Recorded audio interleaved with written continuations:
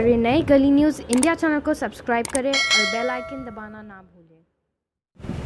दोस्तों, पुलिस भर्ती को लेकर यहाँ पर जो ट्रेनिंग सेशन होता है, कलेक्टर ऑफिस पे पहुँचे हैं अमीन पटेल जी, अहमद खालिद जी, इकबाल ऑफिसर साहब, जय हो फाउंडेशन के अफरोज़ मलिक साहब यहाँ पर पहुँचे। कलेक्टर साहब से मुलाकात हुई, बात करते हैं अमीन जी से। अमीन भाई, क्या बात हुई कलेक्टर साहब? महाराष्ट्र गवर्नमेंट ने महाराष्ट्र के लिए 12,538 कांस्टेबल की भर्ती का अनाउंसमेंट किया है। बहुत जल्द उसका नोटिफिकेशन निकलने वाला है। सैकड़ों की तादाद में माइनॉरिटी के बच्चे और महाराष्ट्र से नौजवान लोग कांस्टेबल के लिए अप्लाई कर रहे हैं। माइनॉरिटी अफेयर डिपार्टमेंट का स्पेशल फंड है जो माइनॉरिटीज़ के बच्चे होते हैं, जो मुस्लिम है, बुद्धिस्ट है, जैन है, पारसी है, जो 6 कम्युनिटी है, उनको ट्रेनिंग दी जाती है। हर साल ट्रेनिंग दी जाती है। कल मैंने additional chief secretary Jayashree Mukherjee से भी बात किया है। जो माइनॉरिटी डिपार्टमेंट का फ़ंड कलेक्टर के पास आता है और कलेक्टर NGOs को अपॉइंट करके उन कैंडिडेट्स को जो पुलिस में भर्ती होना चाहते हैं उसको ट्रेनिंग देती है। तो आज हम कलेक्टर को मिलके बोले कि जो फ़ंड आपके पास आया होगा, जो अवेलेबल फ़ंड होगा इस साल का, और अगर पिछले साल का कोई फ़ंड अगर बैलेंस है तो साथ में मिलकर उन बच्चों को ट्रेनिंग के लिए प्रोग्राम शुरू करना चाहिए। कलेक्टर ने बहुत ही पॉजिटिव रिस्पांस के साथ में बोला है कि आज ही वो सेक्रेटरी से बात करके जो भी अवेलेबल फ़ंड होगा वो माइनॉरिटीज़ के पुलिस ट्रेनिंग के लिए उसको यूटिलाइज़ करेंगे, उसका खर्चा करेंगे। आपके माध्यम से आपकी आवाज़ सिर्फ मुंबई में नहीं, पूरे महाराष्ट्र में मैं लोगों से अपील करता हूं कि जो बच्चे उस क्राइटेरिया में फ़िट होते हैं वो इमीडिएटली पुलिस ट्रेनिंग के फ़ायदा उठाए और फॉर्म भरे और एप्लीकेशन करे, एग्ज़ाम दे। और पुलिस के अंदर जो 12,538 कांस्टेबल की भर्ती है उसमें ज़्यादा से ज़्यादा लोगों ने पार्टिसिपेट करना चाहिए और पुलिस के अंदर सर्विस में आना चाहिए। जी खालिद भाई, ट्रेनिंग में पहले जाना पड़ता है कि सिलेक्शन होने के बाद ट्रेनिंग होती है? नहीं, पहला जो है रिटन टेस्ट होता है।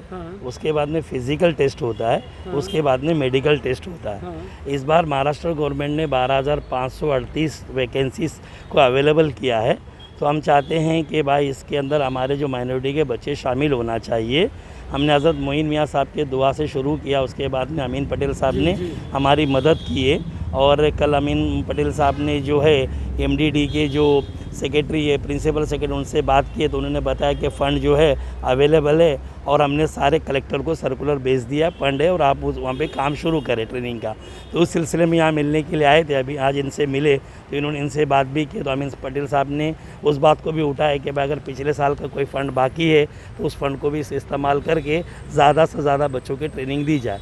हुआ ऐसा कि हमने एक पेज खोला है गूगल फॉर्म करके, जिसके अंदर अभी तक 5,000 बच्चे अपने आप को रजिस्टर कर चुके हैं। और पिछले साल बॉम्बे में बच्चे नहीं मिलते थे, अभी बॉम्बे से 1228 बच्चों ने एप्लीकेशन दी है।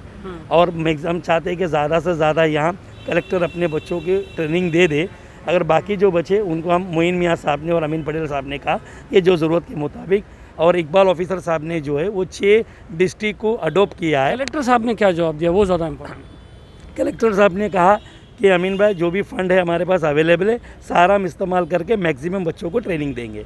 जी, ये जो ट्रेनिंग है सलीम साहब, ये जो ट्रेनिंग है ये किस तरह से एग्ज़ाम्स को देना चाहिए, एग्ज़ाम का प्रिपरेशन किस तरह होना चाहिए, उसका ट्रेनिंग है ये। जी कि पढ़ाई क्या, उसके लिए जो बुक्स अवेलेबल है। अमीन भाई, एक आखिरी सवाल आपसे करना। इकबाल भाई, माइनॉरिटीज़ स्पेशली मुस्लिम है, ये सब सारे एग्ज़ाम जो गवर्नमेंट के होते हैं, गवर्नमेंट में भर्ती होती है, उसमें मराठी स्पेशल सब्जेक्ट रखा जाता है जो मराठी के बगैर आदमी नहीं कर सकता है। तो माइनॉरिटीज़ और जो स्पेशली मुसलमान के बच्चों को ना ही उर्दू आती है। हमारा एक सर्वे है कि 95% बच्चों को उर्दू नहीं आती है और मराठी तो समझो 95% नहीं आती है। तो इसको कैसे कोप अप करेंगे? हम लोग जो ट्रेनिंग जो सेंटर बनाएंगे उसके अंदर ये कोशिश करेंगे कि बच्चों को मराठी उसके अंदर सिखाएं। और हम अपील भी किए हैं कि थोड़ा सा मराठी का सब्जेक्ट के अंदर थोड़ा सा ढील दें। और दूसरी बात आपको मैं बता दूं कि सिर्फ बॉम्बे में मराठी का प्रॉब्लम है बच्चों का, मगर इंटीरियर महाराष्ट्र में जितने भी बच्चे हैं वो लोग लगभग मराठी बोलते हैं। मुस्लिम कुछ इलाका ऐसा होगा कि शायद वो मराठी नहीं जानते हैं। एक चीज़ है कि हम ये चाहते हैं कि हमारे मुस्लिम बच्चे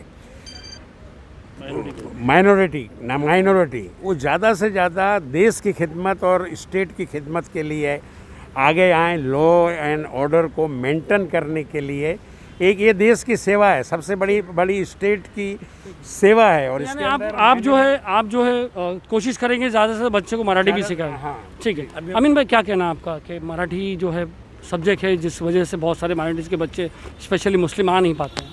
नहीं, अब मराठी सीखने के लिए बहुत सारे नौजवान आगे आए हैं और स्टेट में रहना है तो स्टेट का लैंग्वेज सबको आना चाहिए और उसके लिए लगातार कोचिंग क्लासेस मराठी सिखाने के लिए और वो सब चालू है। और जब 1200 बच्चे मुंबई में अप्लाई किए उनको मराठी आती है और मराठी क्लासेस रेगुलर चालू है। बहुत सारे एनजीओ मराठी क्लासेस चलाते हैं और मुझको नहीं लगता है कि अब वो प्रॉब्लम रह गया है। कम्युनिटी उस चीज़ के लिए, माइनॉरिटी उसके लिए तैयार है और जिस स्टेट में रहेंगे उस स्टेट के लैंग्वेज के अंदर आना बहुत ज़रूरी है और लोग उसको देंगे।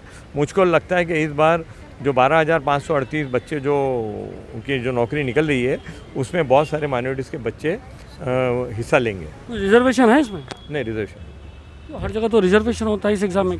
नहीं, पुलिस की नौकरी है जो उसका सिस्टम जो उसके अंदर है और बच्चों को अब हमको रिजर्वेशन से बाहर निकल के अपने मेरिट के ऊपर अपने आप को साबित करना बहुत ज़रूरी है। और मुझको ये नहीं, जो रिजर्वेशन है वो है, जो एक्स्ट्रा माइनॉरिटी का रिजर्वेशन नहीं है, जो रिजर्वेशन है वो रिजर्वेशन है।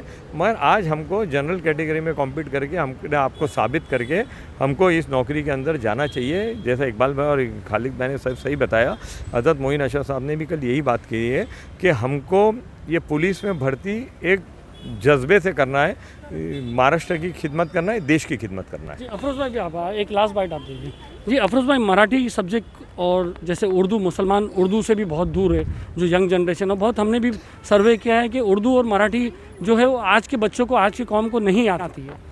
हमारी कौम ने अभी फ़िलहाल रोज़ी रोज़गार की तरफ ज़्यादा ध्यान दिया, अदब की तरफ बिल्कुल ध्यान नहीं दिया है। वो इस तरह की पढ़ाई करना चाहते हैं कि उनको बेहतर नौकरी कहाँ मिलेगी। अदब की तरफ से हमारे मुसलमान भाइयों ने अपना रुझान थोड़ा सा साइड किया है, मगर कुछ दिनों से ऐसा भी नज़र आ रहा है कि लोग उस तरफ वापस लौट रहे हैं। लोग अपनी भाषा, अपने कल्चर को भी अपनाने की कोशिश कर रहे हैं।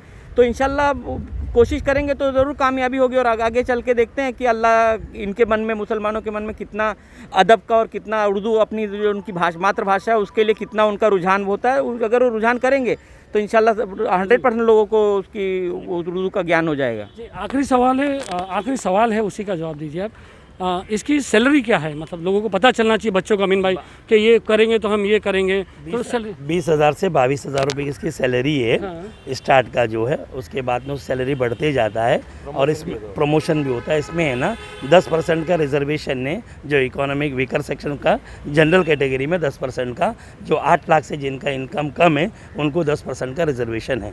जी ठीक है। तो दोस्तों ये थे मुस्लिम माइनॉरिटी, मुस्लिम बोलिए आप, माइनॉरिटी बोलिए, भर्ती के लिए यहाँ पर आए थे। ट्रेनिंग की बात की गई है कि कैसे कांस्टेबल की नौकरी के लिए, क्योंकि बहुत सारे माइनॉरिटी बच्चे हैं जो वो गवर्नमेंट ऑफिस से बहुत दूर रहते हैं, क्योंकि सब्जेक्ट और उनको टाइम पे, बहुत सारे बच्चों को टाइम पे नहीं पता चलता है कि कहाँ ट्रेनिंग होगी, कहाँ फॉर्म भरना है, क्या करना है। इस वजह से ये लोग सब सामने आए।